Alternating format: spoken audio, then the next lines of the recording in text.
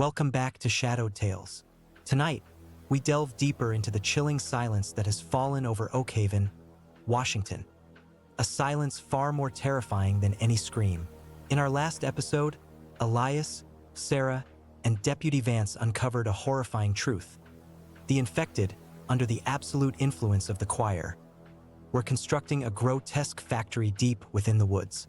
They saw the unthinkable, flesh being fused with radio components, a biological integration into a machine intelligence. They witnessed the brutal demonstration of what happens when one of the assimilated is severed from the signal, a violent, agonizing rejection that left nothing but a gruesome collapse of what was once a human being. Now, Episode 5, Echoes of the Lost. The town of Oakhaven has become a cage. The low, insidious hum of the spire has woven itself into the very fabric of the valley. It's no longer just a sound. It's a physical weight, a vibration that rattles the teeth and thrums in the marrow of the bone. The outside world has ceased to exist for the residents of Oakhaven. Roads that once served as arteries connecting this town to the rest of the state have been systematically and surgically sabotaged. The bridge over the Blackwood Gorge didn't just collapse. Its steel girders were twisted into impossible, geometric shapes, patterns that Elias recognized from the catatonic drawings of the first victims. It wasn't an act of destruction. It was an act of artistic realignment. Communication lines have been severed, but not in the way you'd expect. The wires still hum, but they carry no human voices. Instead, they broadcast a faint, rhythmic pulsing that mirrors the heartbeat of the spire itself. Oakhaven is truly alone, adrift in a sea of its own escalating horror, surrounded by a forest that seems to be leaning in, listening to the town's slow, rhythmic death. Sarah Jenkins, the night shift dispatcher, sat in the dimly lit sheriff's office. The room felt smaller than it had a week ago. The air was thick with the scent of ozone and stale coffee. She clung to the hope of external aid, the only thing keeping the darkness at bay. The police radio, usually a lifeline of chatter and emergency calls, sat silent on the desk, a heavy, black plastic tube. She reached out, her fingers trembling as they gripped the microphone. Her voice was a thin, fragile thing in the oppressive quiet. "State troopers, this is Oakhaven Sheriff's Department. Does anyone copy? We are cut off. The roads are gone. Please, if anyone is receiving this, we need immediate assistance at the Oakhaven perimeter." Silence. Then the hiss of static. It was a cold, empty sound, like the wind blowing over a graveyard. But as Sarah began to turn the dial, searching for any clear frequency, the static began to change. It didn't clear. It deepened. It became layered. Beneath the white noise, a sound began to emerge. It was a whisper at first, a soft, wet sound, like thousands of pages turning at once. She adjusted the squelch, her brow furrowed, leaning closer to the speaker. The whisper grew into a cacophony. It wasn't a single voice. It was hundreds, thousands, all speaking, or rather, all vibrating at the same frequency. Sarah's eyes widened as she realized what she was hearing. It was the choir, but this wasn't the harmonious, collective intelligence they had encountered before. This was the basement of the choir's mind. These were the voices of every person in Oakhaven who had been flattened. Their individual consciousnesses weren't gone. They were trapped. They were screaming from behind their own eyes, their voices compressed into a single, agonizing broadcast. "Help me." A voice would flicker for a millisecond before being drowned out. "It's so cold."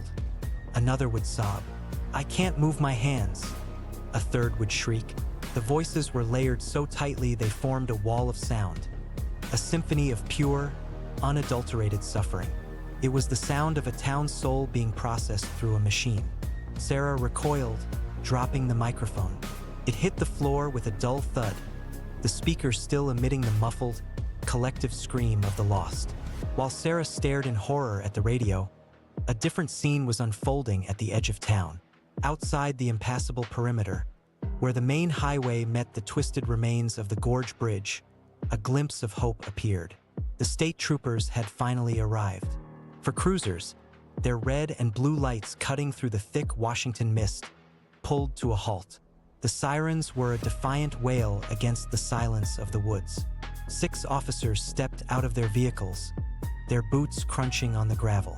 They were seasoned men and women, trained for riots, for disasters, for the worst humanity had to offer.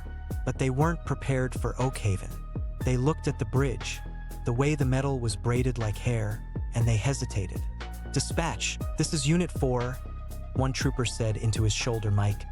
"The road it's not just out, it's been modified. We're going to proceed on foot to the..." He stopped. From the tree line, figures began to emerge. Dozens of them, the residents of Oakhaven. They didn't run. They didn't shout. They moved with a terrifying, synchronized grace, their feet hitting the pavement in perfect unison. And every single one of them wore that same expression. A wide, fixed, dead-eyed smile that didn't reach their eyes. In their hands, they carried objects that looked like a nightmare's version of electronics. Crude loudspeakers fashioned from scavenged sirens, car parts, and what looked like pulsating gray organic tissue. They didn't point guns. They simply stood there, forming a semicircle around the troopers.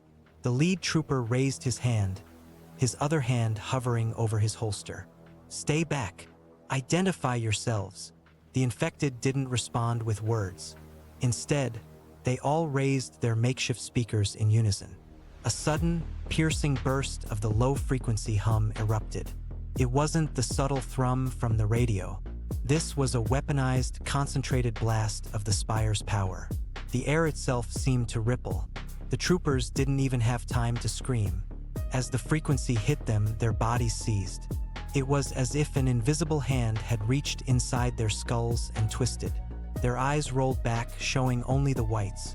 Their limbs locked into rigid, unnatural positions. One trooper's nose began to bleed, the dark red liquid standing out sharply against his pale skin. They stood there, frozen like statues, their authority stripped away in a heartbeat. The infected stepped forward, their smiles never wavering. They began to hum, a low, resonant tone that matched the frequency of the speakers. And then, the troopers began to hum back. Their transformation hadn't taken days or hours. The concentrated blast had overwritten them instantly. The last thing Sarah heard over the office radio, before it finally went dead, was a single, unified, chilling laugh. It wasn't a human laugh. It was the sound of the choir welcoming its newest members. Oakhaven was truly lost. The spire had claimed its newest victims, and the choir had grown stronger, its symphony of stolen souls now including the very forces sent to stop it. The cage had been sealed, and the architects of the Flattening had revealed their terrifying efficiency. The echoes of the lost were no longer just on the radio. They were standing at the gates, smiling. Please like, comment, subscribe, and hit the bell so you don't miss an episode. See you next time on Shadowed Tales.